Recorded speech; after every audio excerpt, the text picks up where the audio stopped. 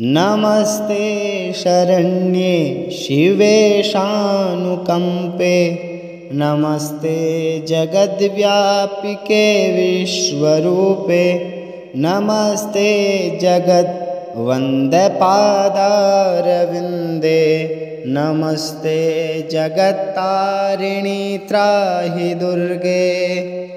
नमस्ते जगच्चिन्तमानस्वरूपे। नमस्ते महायोगिविज्ञानरूपे।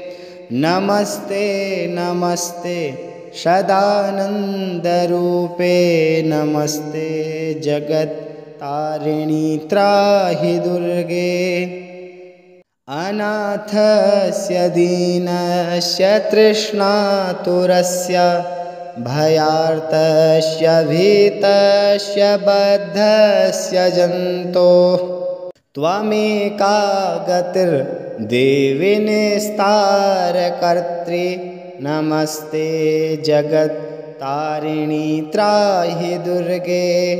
अरण्ये रणे दारुणे शत्रुमध्ये जले संकटे राजगेहे प्रवार्ते त्वमेका गतिर्देवि निस्तारहेतुर्नमस्ते जगत्तारिणी त्राहि दुर्गे। अपारे महादुस्तरे अन्तघोरे विपत्सागरे मज्जतां देहभाजां त्वमेका गतिर्देवि निस्तारनौका। नमस्ते जगत्तारिणी त्राहि दुर्गे।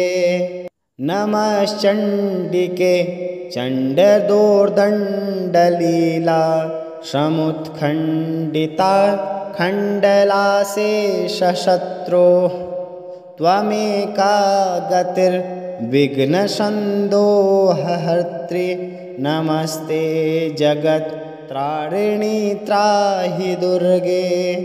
त्वमेका सदा राधिता सत्यवादिन्यनेकाखिला क्रोधना क्रोधनिष्ठा। इडा पिङ्गला त्वं सुषुम्ना च नाडी।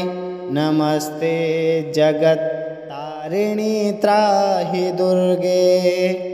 नमो देवि दुर्गे शिवे भीमनादे सदा सर्वसिद्धि पदात्री स्वरूपे। विभूति शतां कालरात्रिस्वरूपे। नमस्ते जगत्तारिणीं त्राहि दुर्गे।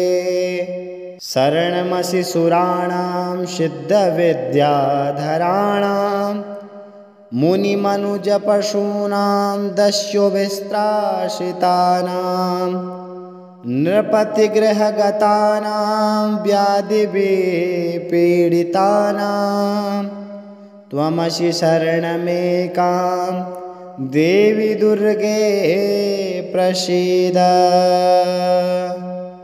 इति श्रीसिद्धेश्वरी तंत्रे उमामहेश्वर संवादे श्रीदुर्गा आपत् उद्धारक स्तोत्रम संपूर्णम्।